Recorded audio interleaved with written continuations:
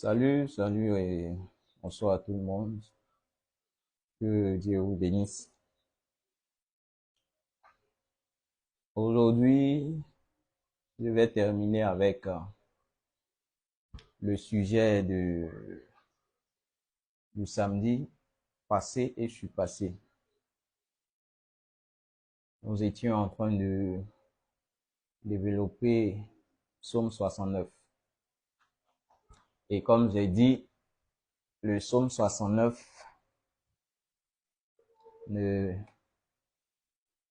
c'est un chapitre qui ne parle pas de Jésus. On a vu le premier jour, on a démontré que le chapitre ne parle pas de Jésus.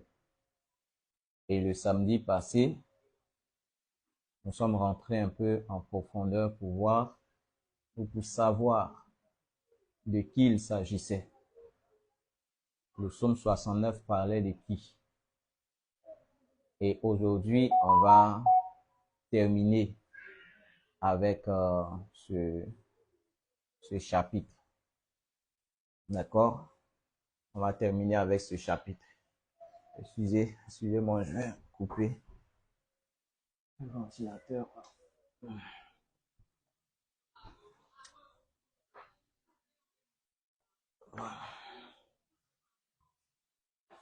Donc, comme je disais, aujourd'hui, on va terminer le chapitre.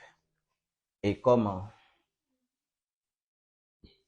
j'étais en train de développer le thème, on a vu le samedi passé que Ésaïe 69 parlait de David. Et on a vu plusieurs versets qui le démontraient. D'accord? On a vu plusieurs passages, plusieurs versets qui le démontraient. Et aujourd'hui, on va continuer et terminer avec ce chapitre, ce verset. Et en même temps, si vous avez des questions, des préoccupations, vous pouvez les poser directement. Celui qui veut monter pour intervenir ou poser des questions ou contredire ou débattre peut monter. D'accord? Et comme je disais, on a vu Psaume 69 et on a démontré que ça parlait de David. Et je disais le samedi passé que David est quelqu'un qui a subi beaucoup de choses. Ce qu'on nous a jamais enseigné dans le christianisme. D'accord? Parce que dans le christianisme, à l'église, on nous a toujours parlé des gloires, des moments de gloire de David. Mais on ne nous a jamais parlé des épreuves, des difficultés, des périples que David a vécu, de tout ce que David a vécu de mauvais. On nous a toujours parlé des bonnes choses. David a tué Goliath. David a pris le trône. David a combattu, il a tué des gens. David a tué, Saül a tué 1000, David a tué 10 000. Dit, on montrait toujours les succès de David. Mais on nous a jamais parlé du côté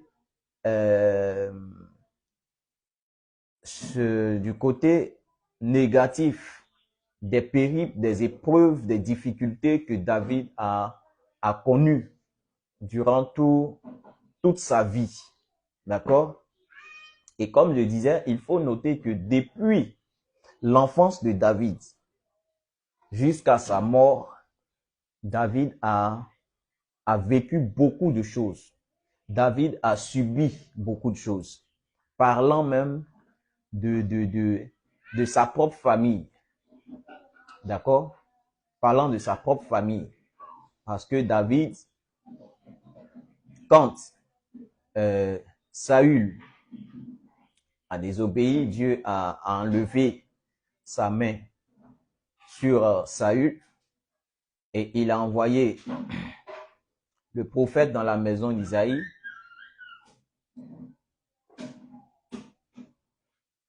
Isaïe a fait passer tous ses enfants, ou presque tous ses enfants. Mais Dieu n'a choisi aucun de ceux qui étaient présents. Il y avait des gens qui étaient certainement bien bâtis, qui avaient la forme, la taille. Parce que dans le temps, quand on dit roi, qui dit roi est celui qui est devant l'armée pour aller en guerre. Donc, quand Dieu a dit qu'il allait choisir quelqu'un pour remplacer, pour mettre à la place de Saül, automatiquement, les gens ont pensé à quelqu'un de fort, de bâti physiquement, qui avait la taille, qui avait la force. Donc, le père de David a fait passer tous ses enfants, eux tous, sauf David. Pourquoi? Parce que, David était le plus petit de la famille, il était le Benjamin, et 2, comme je le disais dans mon enseignement sur les Hébreux sont de race noire, David était albinos, il avait un teint différent de ses frères. Donc, ce qui faisait que le père, d'abord même, avait honte à cause de la couleur de peau de David. Et en plus de ça, c'était le dernier. Il ne pouvait jamais s'imaginer que Dieu allait choisir une telle personne. D'accord? Donc, quand Dieu a choisi David, parce qu'il était en brousse, mais ils l'ont fait venir et Dieu a dit c'est lui. Donc, ils vont oindre David et il va se passer quelque chose. Goliath, ce Philistin qui a passé des jours et des jours en train d'insulter l'armée israélienne, en train d'insulter le Dieu d'Israël, pendant que tous les frères robustes de David qui étaient dans l'armée étaient là, mais n'avaient pas ce courage-là d'aller affronter Goliath.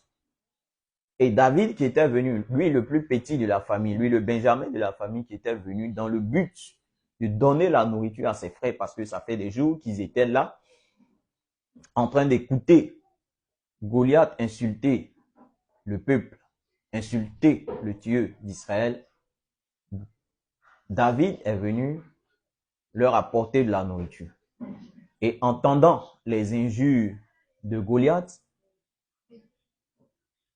il va se révolter et demander à combattre, à affronter Goliath.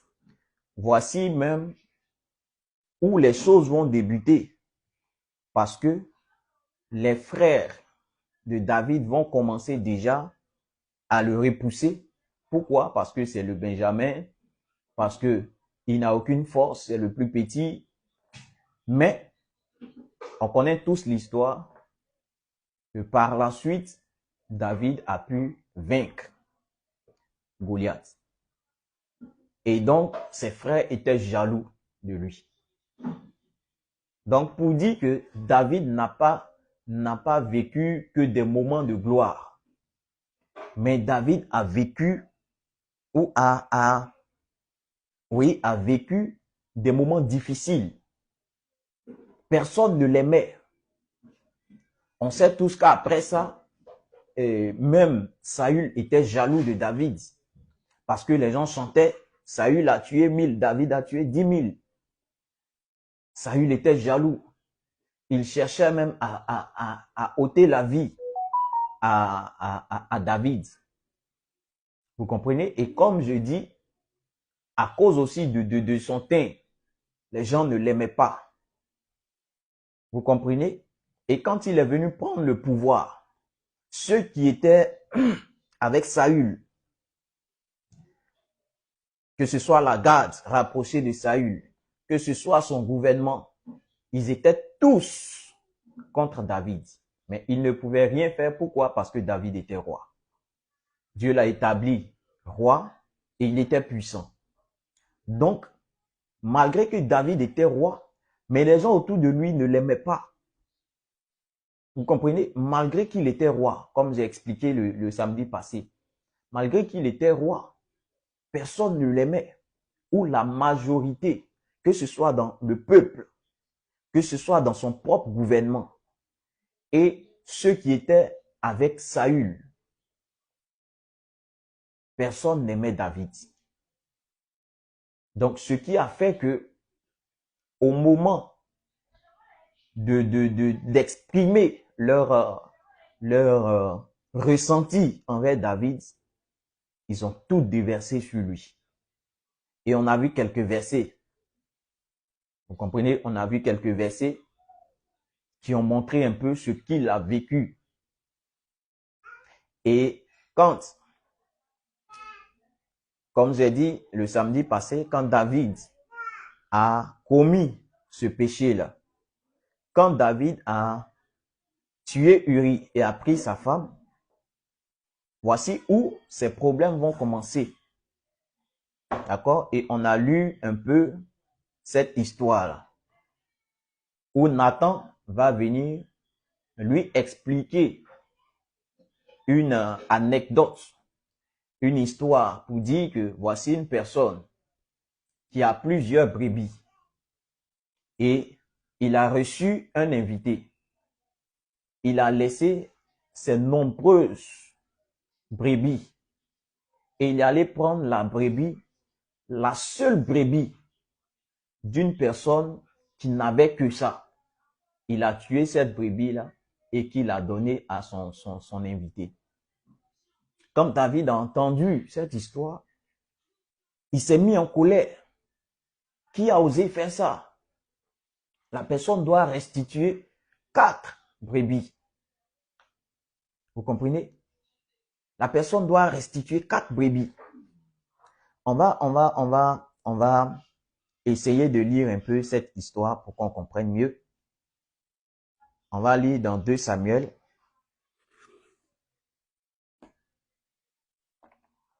Dans 2 Samuel, chapitre 5. 2 Samuel, chapitre 5.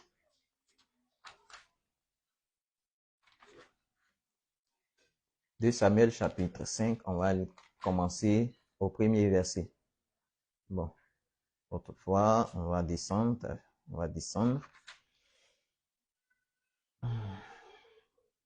D'accord? Donc, on va commencer. Pardon, 2 Samuel chapitre 12. Je dis chapitre 5. 2 Samuel chapitre 12, verset 5. Ok. Donc, on dit, la colère de David s'enflamma violemment, donc à la suite de l'histoire que Nathan va expliquer. On dit, la colère de David s'enflamma violemment contre cet homme. Et il dit à Nathan, l'Éternel est vivant. L'homme qui a fait cela mérite la mort.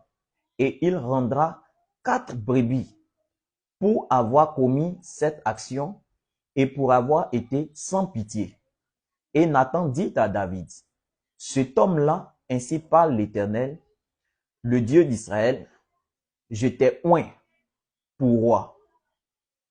Pardon, je reprends verset 7. Et Nathan dit à David, tu es cet homme-là.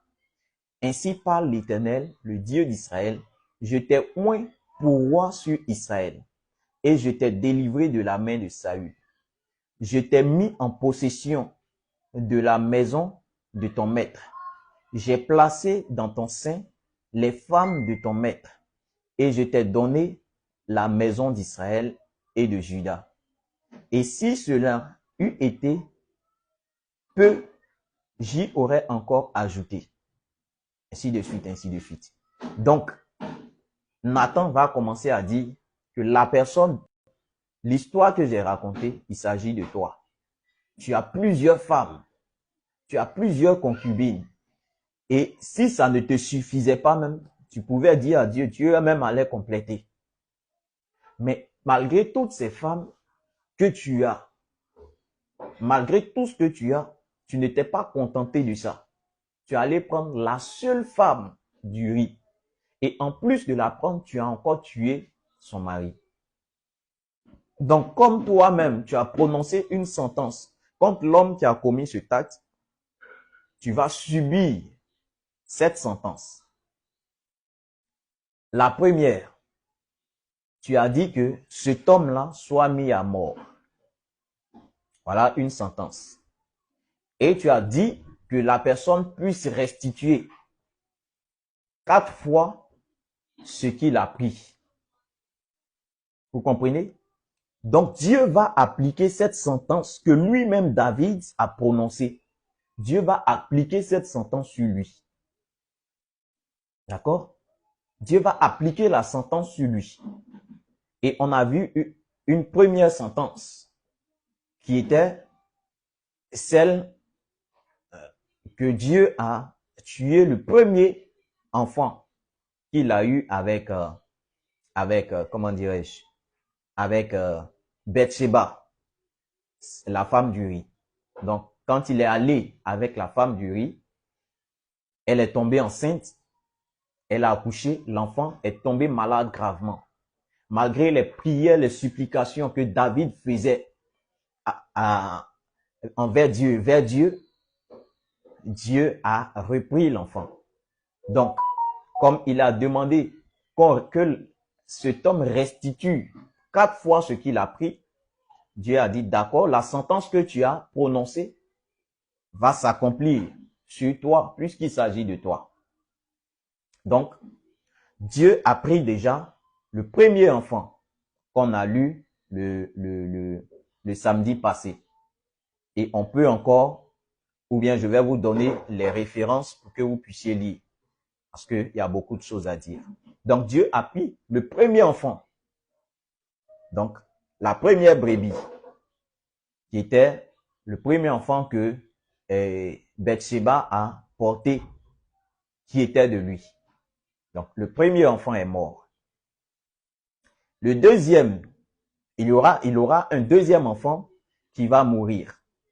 D'accord? Donc, le premier enfant, on a lu le samedi passé dans 2 Samuel chapitre 12, verset 18. D'accord? 2 Samuel chapitre 12, et vous descendez. Le deuxième, on va prendre 2 Samuel chapitre 13 pour voir le deuxième enfant qui va mourir. Donc, Dieu, puisqu'il a dit que cet homme doit restituer 4 fois ce qu'il a pris, il va restituer 4 fois ce qu'il a pris effectivement. Donc, Dieu va prendre le premier enfant, qui est celui qui venait de naître de Bathsheba, et c'est après cet enfant-là qu'est né Salomon, de cette femme. Le deuxième enfant que Dieu va prendre, va arracher à David. On va prendre 2 Samuel chapitre 13, verset 28. Parce que, comme j'ai dit, ce sont des choses qu'on ne nous a pas enseignées à l'église. On ne nous a jamais montré les périples de David. On nous a toujours montré la belle vie que David a vécue. On nous a toujours montré la gloire de David, mais on ne nous a jamais parlé des moments difficiles qu'il a vécu. David a vécu des moments difficiles, comme comment il s'appelle, ce roi-là de Babylone. Comment il s'appelle son nom là. J'ai un peu oublié, quand je vais me rappeler du nom. Ce roi dont Dieu a frappé, qui est retourné dans la brousse, c'est-à-dire qui a commencé à vivre comme un animal. Ses ongles ont poussé, ses cheveux ont poussé, ses poils ont poussé. Dieu a frappé David aussi. David a vécu des difficultés. David a vécu des moments difficiles. Vous comprenez? Et ces moments difficiles, si on veut tout expliquer, vous allez vous rendre compte qu'il a vécu des moments même plus difficiles. Les moments difficiles étaient plus même que ces moments de gloire. Voici pourquoi vers la fin, vers le soir de sa vie, il dit, j'ai vécu ou j'ai connu des vexations, l'échec, la déception, la maladie, la vieillesse, avec toutes ces humiliations. Vous comprenez? David a vécu des humiliations, l'échec, la maladie, tout ce qui était difficulté. David a vécu. Vous comprenez? On ne nous a jamais enseigné ça. Et ce qui a fait que toutes ces difficultés que David a vécues et qu'il a racontées, les gens ont attribué ça à Jésus. Et on nous a toujours montré, merci, Nebuchadnezzar. Nebuchadnezzar était roi. Mais Dieu a frappé Nebuchadnezzar.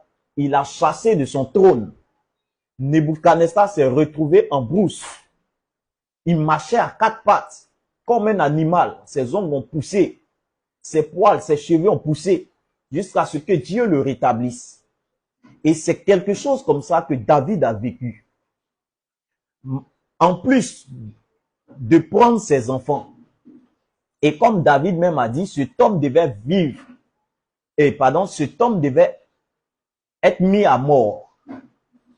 Mais Dieu a fait grâce à David.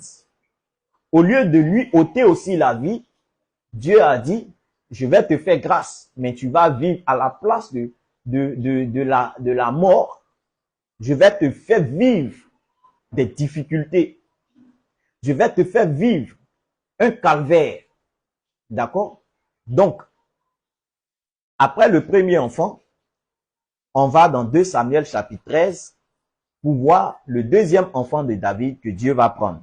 2 Samuel chapitre 13 à partir du verset 28.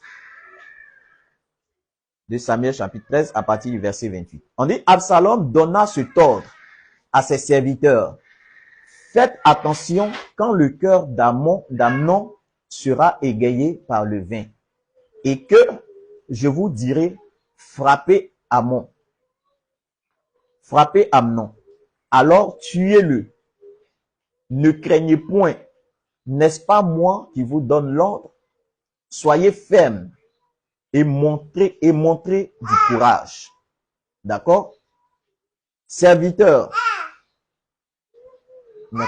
Les serviteurs d'Absalom traitaient Amnon comme Absalom l'avait ordonné.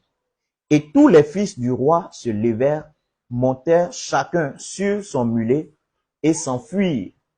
Comme ils étaient en chemin, le bruit parvint à David qu'Absalom avait tué tous les fils du roi et qu'il n'en était pas resté un seul. Le roi se leva, déchira ses vêtements et se coucha par terre. Et tous ses serviteurs étaient là. Les vêtements déchirés, Jonadab, fils de Chiméa, frère de David, prit la parole et dit, que mon Seigneur ne pense point que tous les jeunes gens, fils du roi, ont été tués, car Amnon seul est mort. D'accord? Donc, qu'est-ce qui s'est passé? Et puis Absalom a tué Amnon. Puisque David avait plusieurs femmes, donc il avait des enfants avec chacune de ses femmes. Et la sœur de Absalom, Amnon, est allée coucher avec la sœur d'Absalom. Il n'avait pas, c'est-à-dire Amnon et Absalom n'avaient pas la même mère. Mais Amnon est allé coucher avec la sœur d'Absalom. Vous comprenez?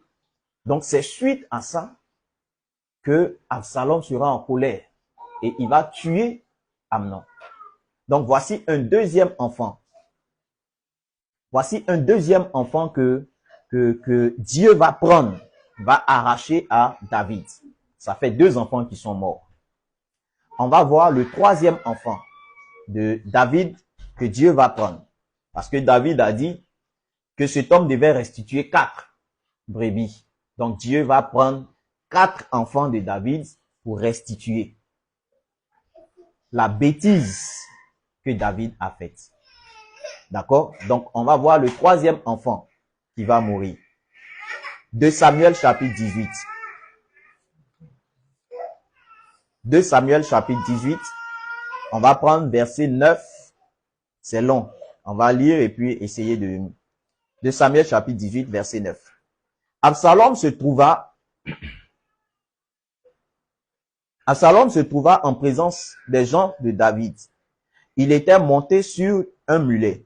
Le mulet pénétra sous les branches entrelacées d'un grand térébinthe. Et la tête d'Absalom fut prise au térébinthe. Il demeura suspendu entre le ciel et la terre. Et le mulet qui était sous lui passa outre. Un homme ayant vu cela vint dire à Joab, voici j'ai vu Absalom suspendu à un térébinthe. Et Joab dit à l'homme qui lui apporta cette nouvelle, tu l'as vu, pourquoi ne l'as-tu pas abattu sur place? Je t'aurais donné 10 cycles d'argent et une ceinture. Mais cet homme dit à Joab, quand je pèserai dans ma main 1000 cycles d'argent, je ne mettrai pas la main sur le fils du roi.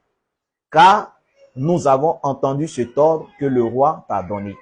À toi, à Abishai et à Itaï. Prenez garde chacun au jeune Absalom. Et juste à tenter perfidement à sa vie. Rien n'aurait été caché au roi et tu aurais été toi-même contre moi. Joab dit, je ne m'arrêterai pas auprès de toi. Et il prit en main 3 javelots et les enfonça dans le cœur d'Absalom, encore plein de vie au milieu du térébinthe. Donc voici comment le 3e fils de David va mourir, qui est Absalom lui-même, celui qui a fait le coup d'état à David. Donc, quand le temps est arrivé où David a repris le trône, voici Absalom qui va fuir. D'accord? Absalom va fuir et dans sa fuite, ses cheveux vont accrocher une branche d'arbre. Voici comment Absalom va rester accroché. Et ils vont venir raconter aux frères d'Absalom, c'est-à-dire à l'un des fils de David, que voici Absalom est accroché quelque part. Et ce fils-là de David va dire, mais tu l'as vu là, fallait le tuer. Il dit non, il ne peut pas tuer un fils de David. Voici comment ce fils lui-même, le fils de David, va aller lui-même tuer Absalom. Il va aller ôter la vie à Absalom. D'accord? Donc, ce fils-là, du nom de Joab, va aller tuer Absalom là où il était accroché à l'arbre. Donc voici le 3e enfant de David qui va mourir. Et le 4e, c'est ce même fils. Le 4e, il va mourir. Donc on va prendre 1 Roi chapitre 2 pour voir le 4e enfant qui va mourir. 1 Roi chapitre 2.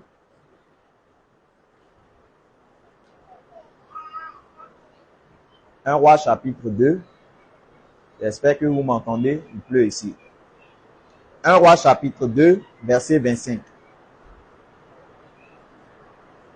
Que je lis.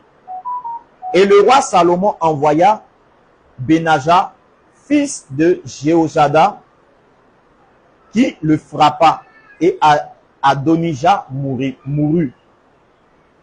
D'accord? Donc voici le 3e enfant. Si vous lisez tout le chapitre, vous allez comprendre le contexte ou la circonstance dans laquelle ce fils de David est mort. Donc voici les 4 enfants de David que Dieu va reprendre, que Dieu va arracher pour restituer le mal que David a fait.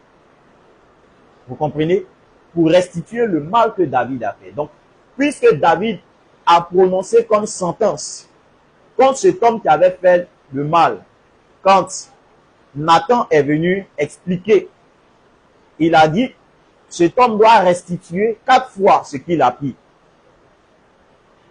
Et deuxième, il doit subir la mort. Donc Dieu va prendre ces 4 enfants pour restituer le mal.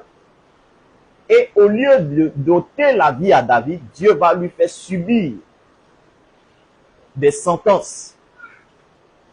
Il a été chassé du trône. Il a été lapidé. Il a été insulté. David a vécu beaucoup de choses. Ce qu'on nous a jamais expliqué. Et comme je dis, tout ce que David a vécu, ils ont attribué ça à Jésus. C'est pourquoi, si vous allez remarquer, tout ce que Dieu a dit de David, ils ont attribué ça à Jésus dans le Nouveau Testament. Tout ce que David a subi, ils ont attribué à Jésus dans le Nouveau Testament. Et ils n'ont pas montré, on ne nous a jamais montré à l'Église ou dans la religion ce que David a vécu comme périple. On ne nous a jamais expliqué ce que David a vécu comme mot. Mais ils ont attribué tout ça à Jésus. Vous comprenez?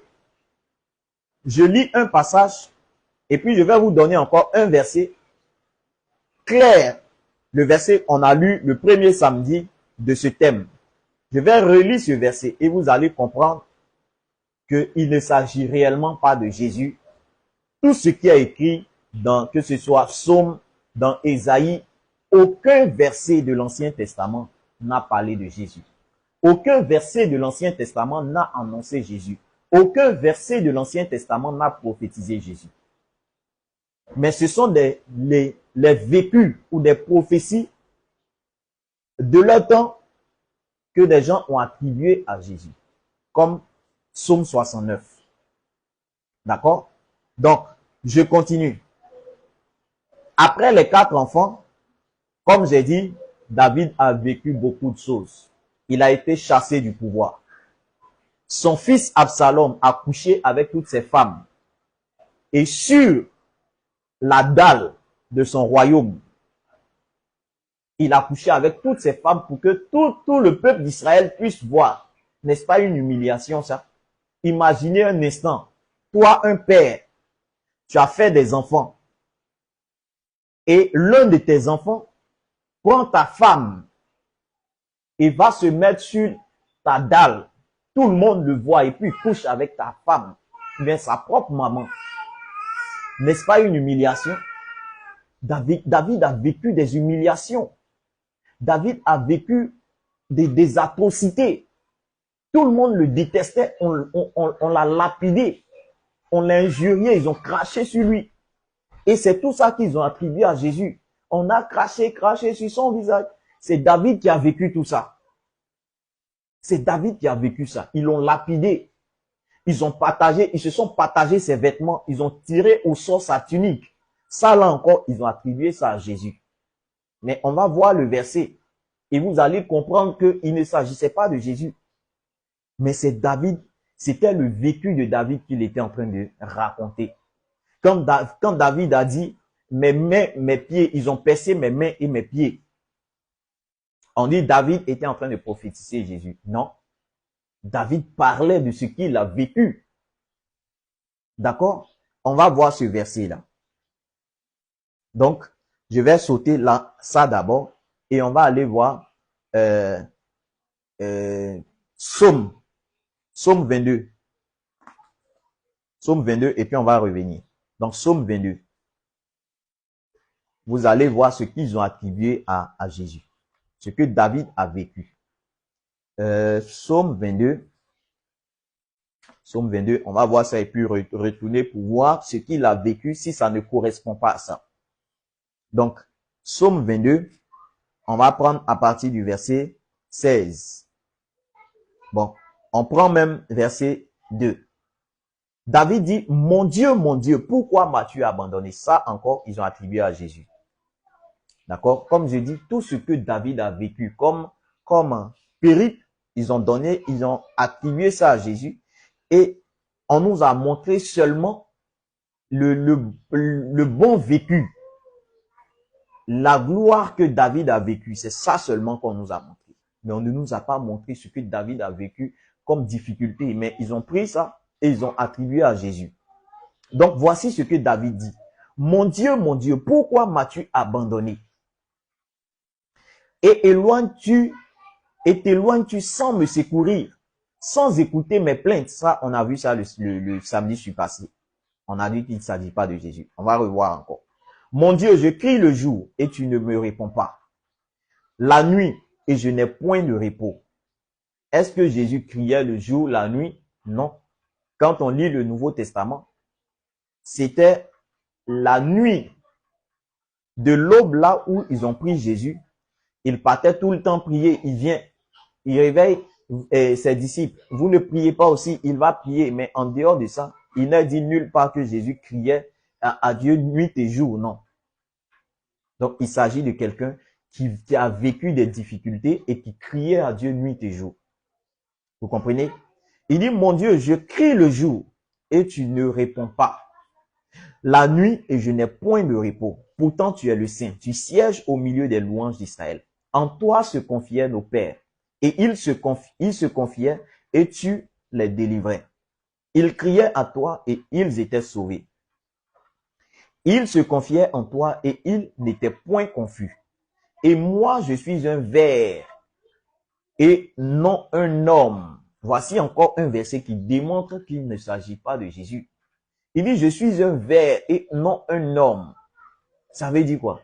Il est même au plus bas de l'échelle, au fait. Vous comprenez? Pourtant, le Nouveau Testament dit que Jésus, là, il est Dieu. Nulle part, Jésus n'a dit quelque part, je suis un ver et non un homme. Nulle part. D'accord? Lui-même, quand il est arrivé devant Pilate, il lui a demandé